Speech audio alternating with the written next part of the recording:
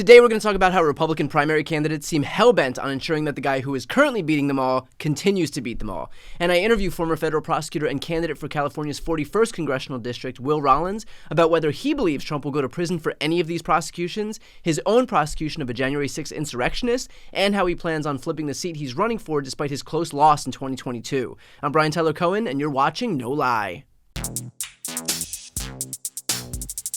So let's talk about Ron DeSantis' very, very sad debate memo that leaked and what it means more broadly within the context of this Republican primary. So that memo laid out, quote, 4 basic must-dos. 1, attack Joe Biden in the media 3 to 5 times. 2, state Governor Ron DeSantis' positive vision 2 to 3 times. 3, hammer Vivek Ramaswamy in a response. 4, defend Donald Trump in absentia in response to a Chris Christie attack.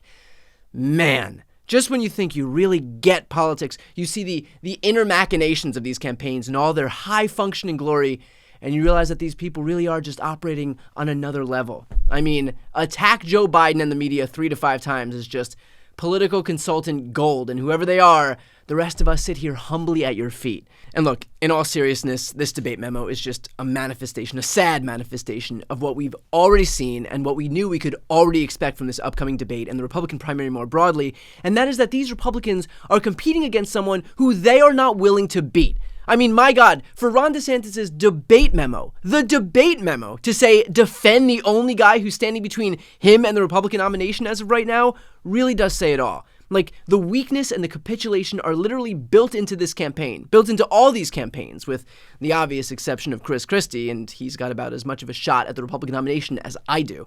Meaning, there is no way that any of them will beat Donald Trump, because the only people capable of beating him are the ones currently carrying water for him.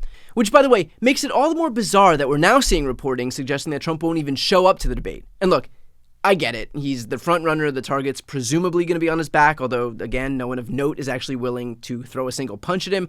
But just think about this for a moment. Trump is too afraid to show up to debate people who can't stop defending him. I mean, I'm sorry, but you really could not ask for an easier debate than against someone like Ron DeSantis, whose entire campaign is based on how Donald Trump did nothing wrong. This wouldn't be a debate. It would be an in-kind contribution to the Trump campaign. And yet the fact that he still won't show up to his own love fest really does put that guy's fragility on full display. And so, in effect, this is it. Barring a conviction before the election and some realization among the Republican base that Trump's legal baggage or imprisonment is just too toxic in a general election, which, by the way, is certainly possible, I don't even know what these guys are doing right now. You're going to go on stage to defend a guy whose only hope of losing is the very slate of people who are going to be helping him on that stage. So, I don't know, maybe they're running on the chance that he ends up in prison. Maybe they're running for his VP slot or a cabinet position. Maybe they're running to bolster their brands. Or maybe they're just running because they've got millions of dollars to burn and their egos know no bounds. I don't know. But what's becoming increasingly clear is that there is really no path to victory when purposefully losing is the strategy to get you there. Here's a preview of my interview with Will Rollins. What do you think of Jack Smith's decision to only indict Donald Trump in this case?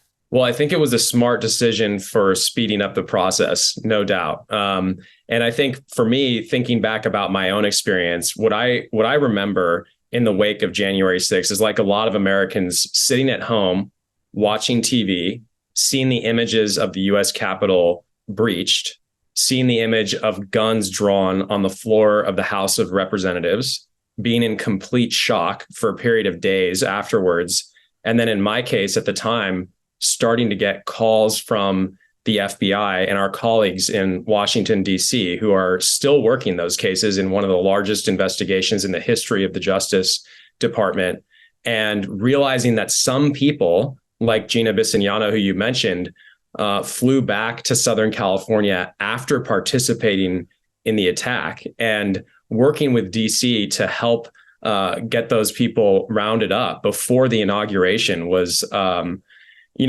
incredible lift. It took a lot of work from a lot of agents and prosecutors around the country.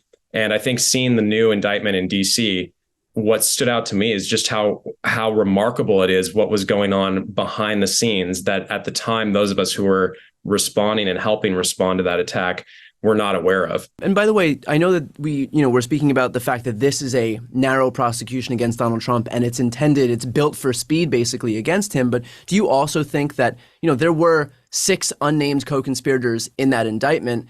Do you think that we'll see another prosecution, another case against those 6 co-conspirators that may not include Donald Trump, but that is intended to hold them accountable too?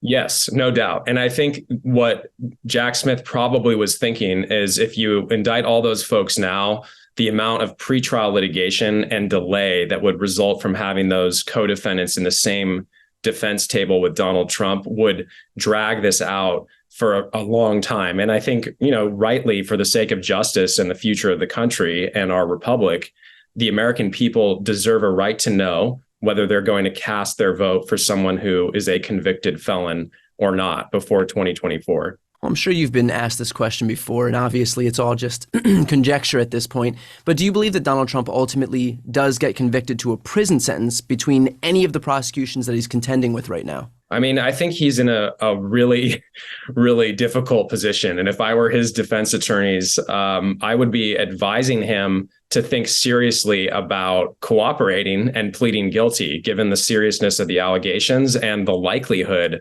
of a prison sentence. And I think he should maybe think about his historical legacy at this point. And I understand how many folks watching this are going to, I think correctly believe that his personality would never allow him to do this. But imagine if he actually took accountability and at this moment decided that he was going to try to help the future of the United States, help our republic move beyond this moment.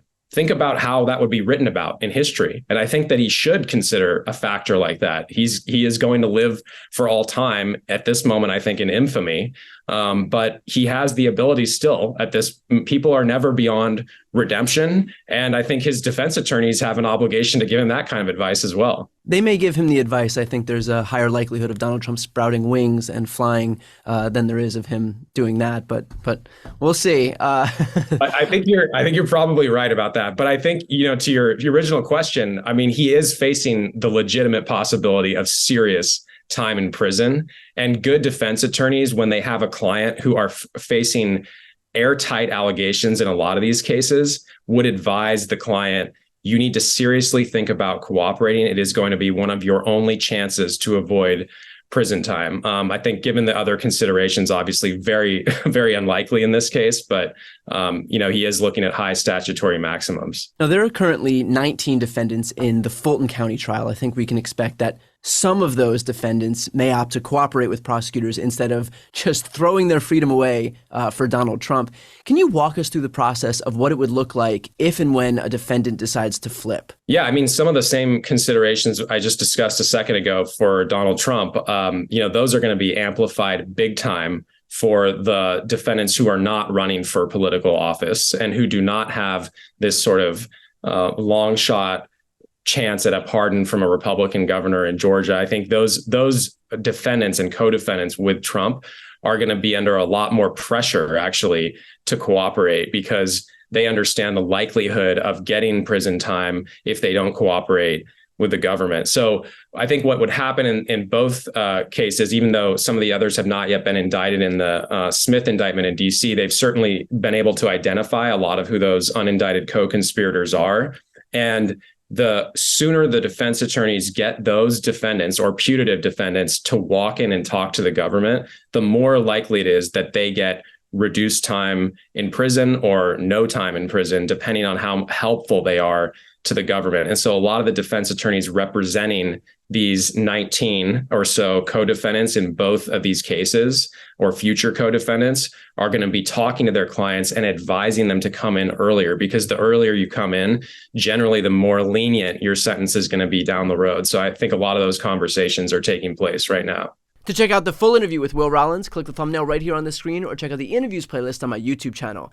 To hear the audio version of this episode, you can also find that link on the screen. And finally, to see more of my content, you can hit the subscribe button located on the screen as well.